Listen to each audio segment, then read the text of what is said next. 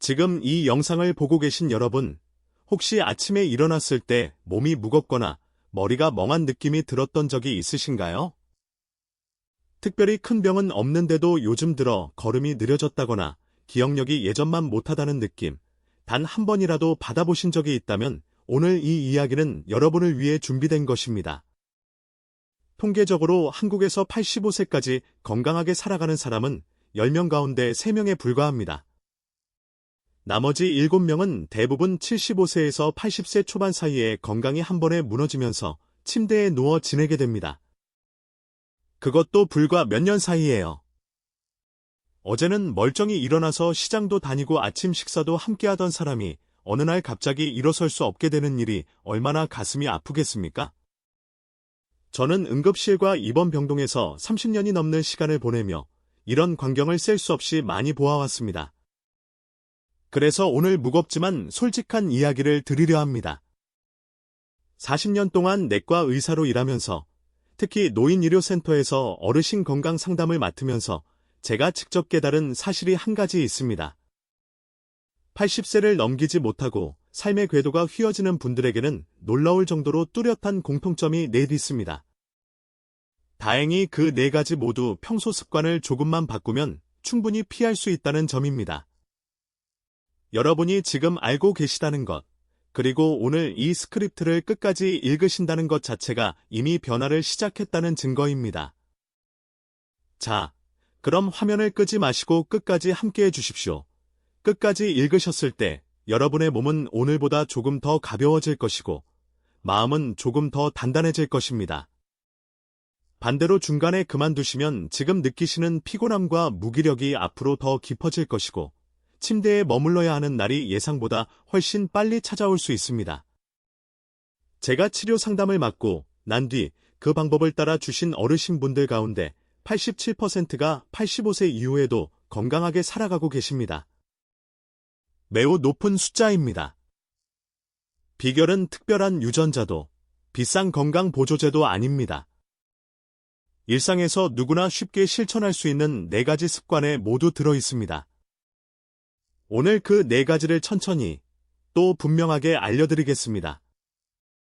너무 어려운 말은 쓰지 않겠습니다.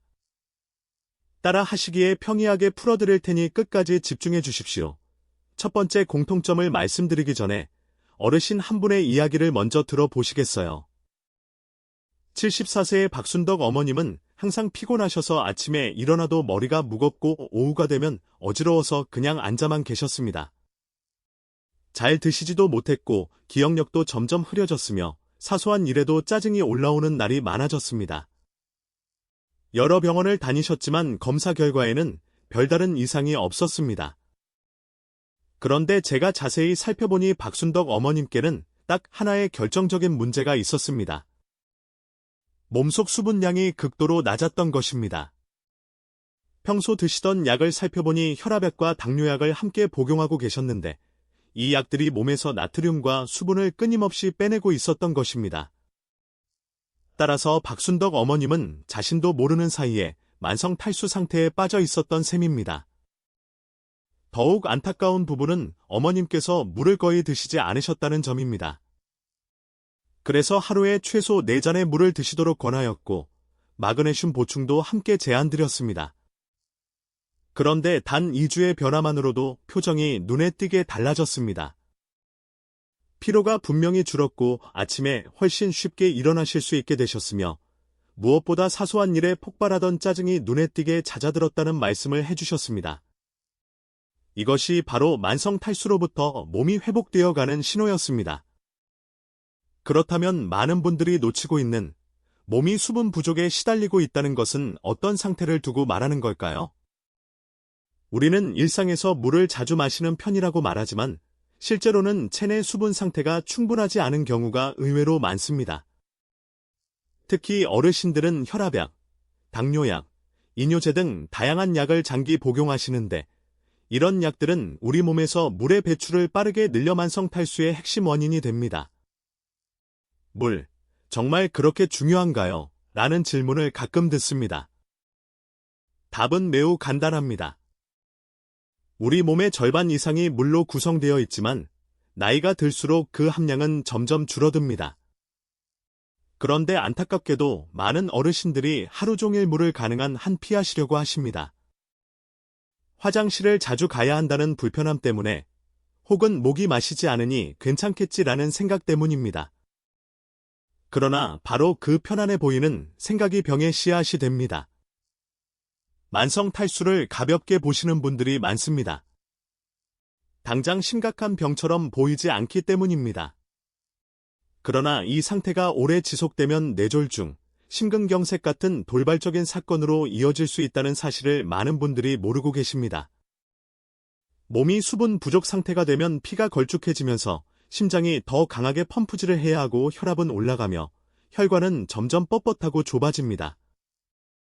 또한 물이 부족하면 노폐물이 몸에서 효율적으로 빠져나가지 못합니다.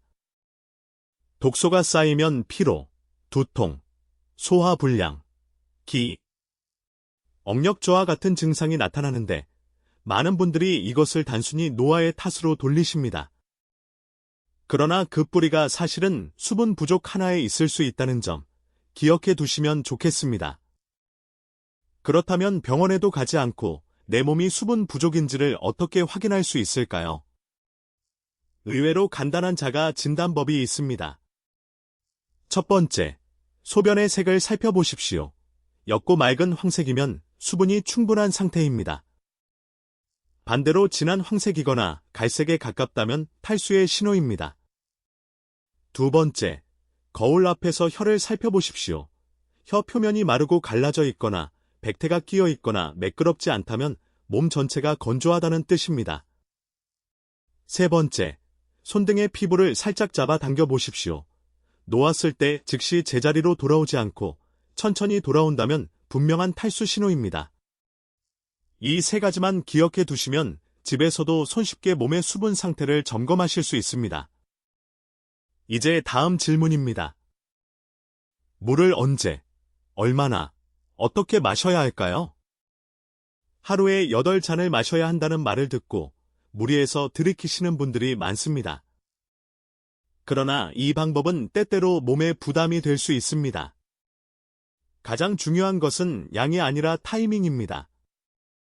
젊은 분들은 한꺼번에 많은 양을 드셔도 괜찮지만 어르신들께는 하루에 4번에 걸쳐 한 잔씩 규칙적으로 드시는 것이 훨씬 효과적입니다. 첫 번째 타이밍은 아침에 일어나자마자입니다. 따뜻한 물 한 잔은 밤새 건조해진 몸을 깨우는 데 큰 도움을 주며 특히 변비로 고민이신 분들께는 배변 활동에도 매우 좋습니다. 두 번째는 점심 식사 30분 전입니다. 이 타이밍에 물을 마시게 되면 소화에 무리를 주지 않으면서 식사량을 자연스럽게 조절할 수 있습니다. 세 번째는 외출해서 돌아오셨을 때입니다. 본인이 자각하지 못하는 동안에도 이동 중에는 많은 수분이 빠져 있습니다. 이때 물 한 잔이 물컵의 균형을 다시 맞춰줍니다. 마지막으로 가장 이상적인 타이밍은 잠자리에 들기 1시간 전입니다. 반잔에서 한 잔 정도의 따뜻한 물이면 충분합니다. 밤 동안의 탈수를 막을 수 있고 몸에 쌓여있던 노폐물을 씻어내는데도 큰 도움이 됩니다. 이 습관을 유지하시면 몸이 매우 빠르게 반응합니다. 대부분 분들은 사흘 만에 배변이 훨씬 수월해지고 두통이 줄며 무기력이 서서히 사라지는 것을 느끼십니다. 그런데 주의하실 점이 있습니다. 한 번에 너무 많은 양을 드시는 것은 결코 좋지 않습니다. 짧은 시간에 많은 양의 물이 한꺼번에 들어오면 심장과 신장에 갑작스러운 부담이 가해지고 기저질환이 있는 분들께는 위험할 수 있습니다. 중요한 것은 하루에 여러 번, 한 잔씩, 정확한 시간에 나누어 드시는 것입니다. 자, 이제 두 번째 이야기를 드리겠습니다. 많은 분들이 저에게 이렇게 말씀하십니다. 저는 매일 10,000보 이상 걷고 있는데 그것으로 충분하지 않나요? 물론 걷는 것은 매우 좋은 습관입니다. 그러나 걷기만으로는 충분하지 않습니다. 매일 꾸준히 산책하시는 분들 가운데도 어느 날 계단에서 살짝 걸려 고관절이 골절되고 결국 병원에서 스스로 일어나지 못하시는 경우를 너무도 많이 보았습니다. 왜 이런 일이 벌어지는 걸까요?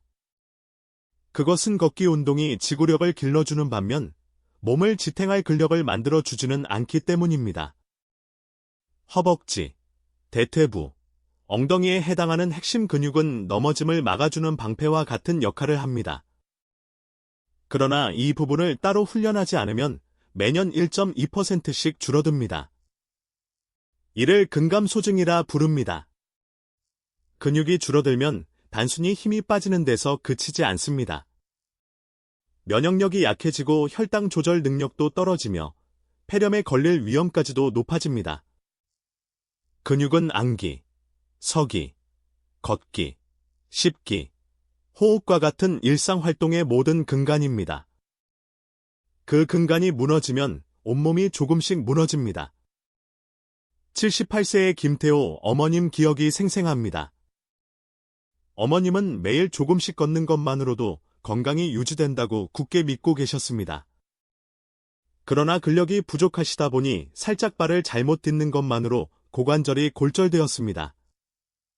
그 뒤 자유롭게 돌아다니지 못하시게 되었고 식욕과 삶의 의지도 함께 사라졌습니다. 무서운 점은 근육을 사용하지 않으면 매우 빠르게 줄어든다는 것이며 반대로 다시 회복하려면 몇 배의 시간과 노력이 필요하다는 점입니다. 그런데 걷기 습관을 유지하고 계신 거라면 사실 잘하고 계신 겁니다. 다만 거기에 몇 가지 간단한 근력 운동을 함께 더하시면 단순한 운동이 아니라 수명을 늘리는 비결이 됩니다. 이 운동은 결코 복잡하지 않습니다. 비싼 헬스장도, 무거운 기구도 필요 없습니다. 집에 있는 의자 하나와 약간의 여유 시간이면 충분합니다. 제가 권하시는 첫 번째 운동은 의자에서 일어서는 동작입니다. 등을 곧게 펴고 의자에 앉았다 일어서기를 10번 반복하는 것입니다. 의자에 기대지 마시고 무릎 위에 살짝 손을 얹은 채로 합니다. 이 운동은 허벅지와 둔근을 강화하고 하체 근력을 만들며 균형감을 높여줍니다. 두 번째는 벽이나 싱크대를 이용한 발뒤꿈치 들기 운동입니다. 발을 모으고 똑바로 선 다음 벽에 살짝 손을 대어 균형을 잡습니다. 천천히 발뒤꿈치를 들어올리고 몇 초간 유지한 뒤 내려놓습니다. 이 운동은 종아리 근육을 강화하고 혈액순환을 개선하며 계단을 오르내릴 때 흔들림을 줄여줍니다. 마지막 운동은 한발 서기입니다. 식탁이나 싱크대에 살짝 손을 대고 한쪽 발을 들어올려 약 10초간 유지합니다. 처음에는 약간 흔들리실 수 있지만 꾸준히 연습하시면 균형 감각이 하루하루 좋아집니다. 이 세 가지 운동은 단순하지만 매우 효과적입니다. 집에서, 그리고 TV를 보시거나 쉬시는 동안에도 하실 수 있습니다. 가장 중요한 것은 하루에 몇 회를 하느냐가 아니라 꾸준히 하시느냐입니다. 흔히 하루 10분의 운동이 병원에 10일을 머물게 한다는 말이 있습니다. 이 말은 특히 오늘 알려드린 근력 운동에 그대로 들어맞습니다. 다만 한 가지 꼭 기억하실 점은 절대 무리하지 마셔야 한다는 것입니다. 오늘 2번밖에 못하셨더라도 내일은 3번으로 천천히 늘려가시기 바랍니다. 그리고 운동 중에 관절에 날카로운 통증이나 불편함이 느껴지신다면 즉시 멈추시고 잠시 쉬셔야 합니다. 그것은 몸이 보내는 신호이기 때문입니다. 자, 이제 세 번째 공통점으로 넘어가 보겠습니다.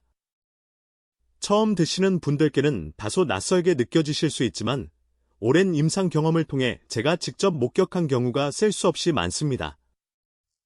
문제는 바로 어르신들이 장기간 복용하실 수밖에 없는 약들 자체에 있습니다.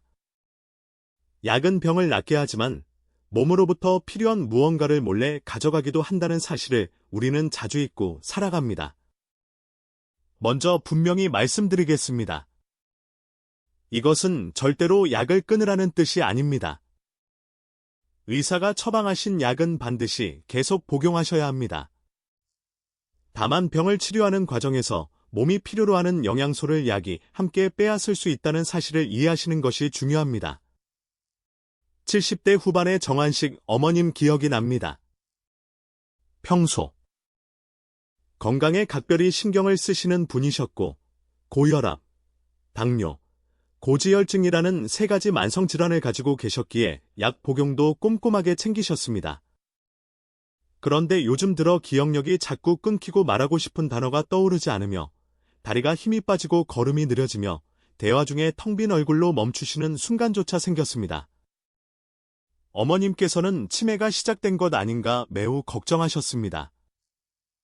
그러나 검사 결과 우려할 만한 질병은 단 하나도 없었습니다. 대신 혈액에서 비타민 B1이 심각하게 부족했고 마그네슘과 코큐텐 수치도 정상 이하로 떨어져 있었습니다. 이들 영양분이 병 때문에 사라진 것이 아니라 약 때문에 사라진 것입니다. 고혈압약은 몸에서 마그네슘과 칼륨을 배출시키는 경향이 있고 당뇨약은 비타민 B군을 서서히 소진시킵니다.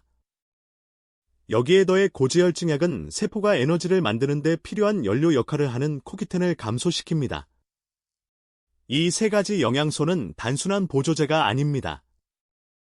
심장이 건강하게 뛰도록, 뇌가 맑게 기능하도록, 근육이 힘을 쓸 수 있도록 만들어주는 근간입니다. 그래서 그날부터 어머님께 매일 식사에 기름진 생선, 바나나, 견과류를 추가해 드실 것을 권하였고 부족한 부분은 보조제로 보충해드렸습니다. 한 달만 지나자 말끝이 또렷해지고 기억력이 눈에 띄게 좋아졌으며 무엇보다 다리에 다시 힘이 돌아왔습니다. 어머님은 저에게 이렇게 말씀하셨습니다. 선생님, 약만 잘 챙겨 드시면 되는 줄 알았는데 약이 사실은 몸에서 영양소를 빼앗고 있었군요. 약은 절대로 빼놓을 수 없습니다. 그러나 동시에 약 때문에 몸에서 무엇이 빠져나갔는지도 반드시 확인하셔야 합니다. 정기적인 혈액검사와 식단의 사소한 변화를 통해 다시 힘을 되찾을 수 있습니다. 예를 들어 아침에 바나나 하나를 추가하시면 심장과 신경에 필수적인 영양소가 보충됩니다. 점심에 고등어나 청어 같은 기름진 생선을 드시게 되면 오메가-3화 코큐텐이 풍부해 혈관이 한층 더 부드러워집니다. 간식으로 호두나 아몬드를 조금 더 드시는 것도 매우 좋습니다. 식탁 위 작은 한 가지 음식만으로도 약이 만들어낸 텅 빈 자리를 채울 수 있습니다. 한 번 더 강조해 드리겠습니다.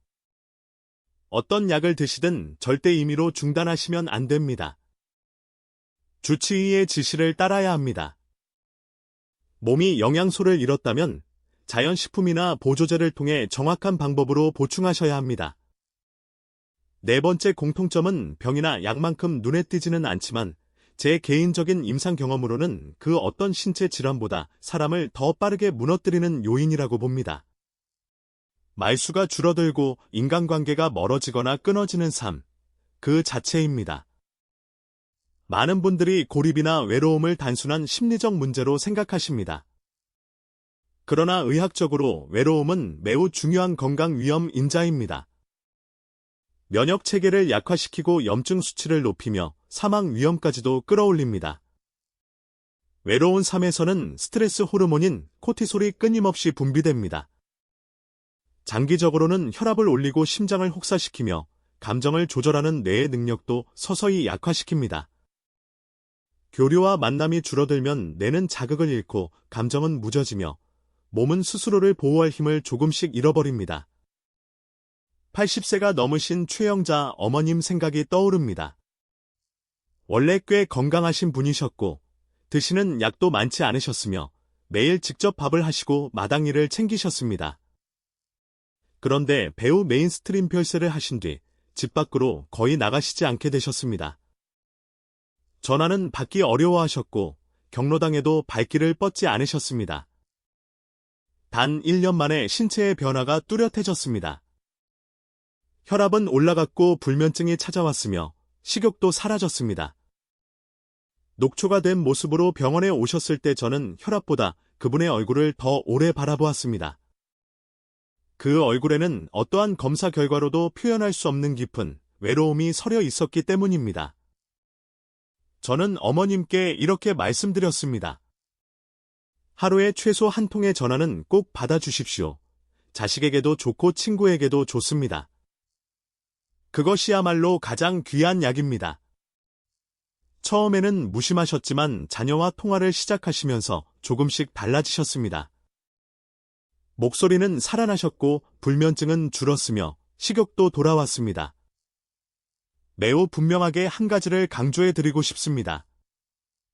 외로움은 병입니다. 그러나 충분히 치료 가능한 병이기도 합니다. 그 치료는 소통입니다. 하루 10분의 대화, 일주일에 한 번의 외출, 경로당에서의 한 곡의 노래, 복지관에서의 한마디 인사 이러한 평범해 보이는 순간들이야말로 몸과 마음을 다시 살리는 약 그 자체입니다. 물을 충분히 마시고, 근육을 지키고, 영양소를 보충하고, 관계를 유지하라는 4가지를 듣고 계시면서 좋은 말이긴 하지만 막상 실천하기는 쉽지 않겠군이라고 생각하시는 분이 계실 수 있습니다. 그 마음, 충분히 이해합니다.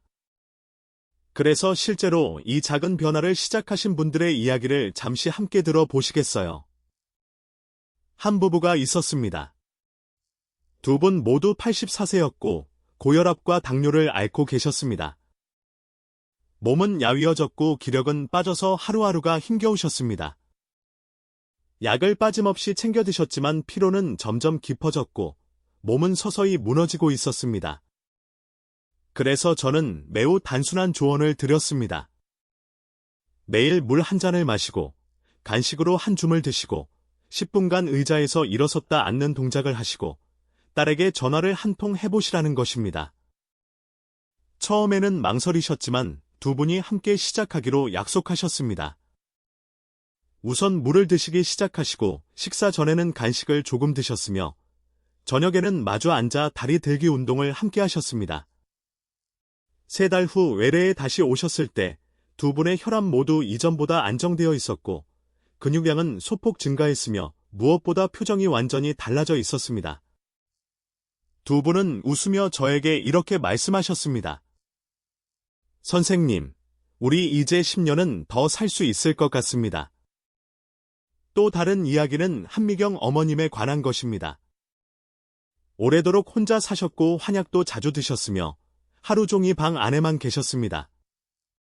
복지관에서 노래 교실을 해보시라고 건드렸을 때 노래도 싫고 사람이 많은 곳도 싫다며 고개를 저으셨습니다. 그런데 어느 날 복지관 벤치에 앉아 쉬다가 흘러나오던 음악이 귀에 꽂혀 호기심 반으로 다가가 보셨다고 합니다. 한 달 뒤 복지관 직원분이 저를 찾아와 이렇게 말씀하셨습니다. 지금 한미경 어머님이 교실 제일 큰 목소리로 노래를 부르신다고요. 그 뒤 어머님께서는 혈압약 복용량을 절반으로 줄이셨고 밤에 주무실 때도 훨씬 깊이 잠드셨습니다. 한 곡의 노래와 한 번의 외출이 한 사람의 삶을 완전히 바꾸어 놓았습니다. 자, 그러면 일상에서 어떻게 바로 시작하셔야 할까요? 누구나 따라 하실 수 있는 단순하면서도 충분한 하루 일과를 함께 정리해드리겠습니다. 아침, 일어나자마자 따뜻한 물 한 잔을 드셔서 밤새 건조해진 몸을 깨워주시기 바랍니다. 이어서 몇 분간 깊게 숨을 들이마시고 내쉬시며 폐에 신선한 공기를 채워주십시오. 다음으로 제가 말씀드린 의자 일어섰다 앉기 동작을 10번 정도 시도해 주십시오. 이것만으로도 몸과 뇌가 깨어나 새로운 하루를 준비할 수 있습니다. 점심에는 식탁에 고등어나 청어 같은 기름진 생선을 조금 더 얹어주시고 조개류도 한 줌 함께 올려주십시오. 심장, 뇌, 근육을 지탱하는 영양의 공급원입니다. 식사 후에는 자녀나 친구에게 전화를 걸어보십시오. 10분 정도의 대화만으로도 마음을 안정시키고 가슴을 따뜻하게 만드는 약과 같은 효과를 얻으실 수 있습니다. 오후, 시간이 허락하시면 집 안이나 마당 주변을 천천히 산책해 주시기 바랍니다. 이어서 벽이나 싱크대에 손을 대고 발뒤꿈치 들기를 몇 회 더 해주십시오. 이 간단한 동작들이 혈액순환과 균형을 개선하여 넘어짐을 예방합니다. 저녁, 잠자리에 들기 1시간 전에 따뜻한 물 한 잔을 더 드셔서 밤 동안의 탈수를 막아 주십시오. 가능하시다면 복지관의 작은 모임이나 활동에 참여해 보시고 아니면 부부라면 마주 앉아 오늘 하루의 이야기를 나눠보시기를 권합니다. 바로 그런 작은 순간들이 몸과 마음의 건강을 지키는 황금 열쇠입니다. 이러한 단순한 일과만을 꾸준히 실천하시더라도 여러분의 몸과 마음이 하루하루 달라지는 것을 느끼실 수 있을 것입니다. 그리고 85세, 나아가 100세까지 활기차고 평온한 삶을 살아가실 수 있습니다. 좋은 습관과 함께 어르신들이 자주 범하시는 실수 몇 가지도 짚어드리겠습니다. 작은 실수 같지만 반복하시면 건강을 빠르게 갉아먹을 수 있습니다. 첫 번째 실수는 한 번에 많은 양의 물을 한꺼번에 들이키시는 것입니다. 절대 좋지 않습니다. 짧은 시간에 많은 양의 물이 한꺼번에 들어오면 심장과 신장에 갑작스러운 압력이 가해지고 불쾌감을 유발하며 기저질환이 있는 분들께는 위험할 수 있습니다. 핵심은 정확한 시간에 작은 잔으로 여러 번 나누어 드시는 것입니다. 두 번째 실수는 많이 걷기만 하면 건강을 유지할 수 있다고 생각하시는 것입니다. 이미 말씀드린 것처럼 걷기는 유연성을 길러주지만 근육을 지키는 데는 충분하지 않습니다. 하루에 수만 보를 걸으시는 분들 가운데도 작은 한 발이 잘못되어 넘어져 뼈를 부러뜨리시는 경우가 있습니다. 근력 운동을 게을리하시면 몸의 토대가 하루하루 약해집니다. 세 번째 실수는 몸이 좋아지고 있다고 느끼셨을 때 임의로 약을 중단하시는 것입니다. 매우 위험합니다. 약은 의사가 환자의 구체적인 상태에 근거하여 처방한 것입니다. 임의로 중단하시면 심각한 합병증으로 이어지거나 생명을 위협하는 상황이 발생할 수 있습니다. 따라서 몸이 좋아졌다고 느끼시더라도 반드시 의사의 지시를 따라야 하며 스스로 마음을 바꾸시면 안 됩니다. 마지막 실수는 스스로를 고립시키는 것입니다. 자녀에게 폐를 끼치고 싶지 않아서 그러시는 분들이 많습니다. 그러나 그 침묵과 상처 주는 태도가 어떤 병보다 몸과 마음을 빠르게 약화시킵니다. 한 통의 전화, 짧은 통화 한 번, 복지관 활동 한 번, 그것은 결코 남에게 짐이 되는 일이 아니라 스스로의 건강을 지키는 방법입니다. 우리 모두가 건강하고 독립적으로 살아가게 되면 자녀에게 드리는 부담은 오히려 줄어들고 우리의 삶은 한결 더 편안해집니다. 어르신분들의 상담을 맡으면서 자주 받게 되는 질문 몇 가지가 있습니다. 일상 건강과 직접적으로 관련된 질문들로 쉽고 분명하게 하나씩 풀어드리겠습니다. 가장 자주 받으시는 질문은 건강보조제를 많이 먹으면 더 오래 살 수 있나요? 입니다. 아닙니다. 요즘 TV, 신문, 인터넷 어디를 보아도 건강보조제 광고가 넘쳐납니다. 이것만 드시면 건강해지고 오래 살게 된다는 약속이 끊이지 않습니다. 그래서 많은 어르신분들이 갖가지 보조제를 사서 하루에 10가지가 넘게 드시는 경우가 있습니다. 그런데 정말 효과가 있을까요? 정직한 답은 아닙니다. 보조제는 수명을 늘리는 마법이 아닙니다. 우리 몸이 필요로 하는 영양소는 무엇보다 매일의 식사를 통해 공급되어야 합니다. 생선, 채소, 과일, 견과류, 내장류가 가장 자연스럽고 지속 가능한 영양의 근원입니다. 보조제는 몸이 진짜로 특정 영양소를 잃었을 때만 보조수단으로 고려하셔야 합니다. 예를 들어 고혈압약을 드시는 분은 마그네슘 결핍이 잘 생기고 당뇨약을 드시는 분은 비타민 B군의 소진이 일어날 수 있으며 고지혈증약을 드시는 분은 코큐텐이 줄어들 수 있습니다. 이런 경우에는 적절한 보조제를 더해주시는 것이 필요합니다. 그러나 아무 종류나 마구 잡아 드시는 것은 오히려 해가 됩니다. 신장은 더 열심히 일해야 하고 가는 더 많은 대사를 처리해야 하며 지금 드시는 약과의 상호작용 위험도 높아집니다. 많은 과학적 연구가 이를 뒷받침합니다. 보조제를 많이 드신다고 오래 사는다는 증거는 어디에도 없습니다. 오히려 균형 잡힌 식단, 규칙적인 운동 습관, 사회적 교류가 장수의 열쇠입니다. 저는 환자분들께 항상 이렇게 말씀드립니다. 아침에는 바나나 하나, 점심에는 청어 한 토막, 간식으로 견과류 한 줌 이 소박한 음식들이 비싼 보조제 한 박스보다 훨씬 가치가 큽니다. 다음은 이렇게 말씀하시는 분이 있습니다. 선생님, 저도 근력 운동을 하고 싶은데 무릎이 너무 아파서 일어설 수가 없습니다. 이것도 매우 흔한 상황입니다. 무릎 통증, 관절염, 척추 통증 때문에 운동을 두려워하시는 분들이 많습니다. 안타깝게도 움직이지 않으실수록 근육은 더 빠르게 줄어들고 관절은 더 약해지며 통증은 더 심해집니다. 일어서는 동작이 힘드시다면 근육을 활성화하는 가벼운 운동으로 대체하실 수 있습니다. 예를 들어 벽에 기대어 서서 발뒤꿈치를 들어 올리는 동작입니다. 이 운동은 종아리 근육을 강화하고 혈액순환을 좋게 하며 무릎에는 거의 부담을 주지 않습니다. 또 다른 방법은 의자에 앉으신 채 다리를 곧게 뻗어 몇 초간 유지하시고 내려놓은 뒤 반대쪽 다리로 바꾸시는 것입니다. 이 간단한 동작만으로도 허벅지 근육의 힘을 유지하는 데 도움이 됩니다. 작은 물병을 들고 팔 운동을 하시는 것도 좋습니다. 0.5리터와 1리터짜리 물병을 들고 팔을 들어 올렸다 내려놓기를 여러 번 반복하시면 팔과 어깨 근육을 단련할 수 있습니다. 우리 몸은 다리 근육만이 중요한 것이 아니라 온몸의 모든 근육이 소중합니다.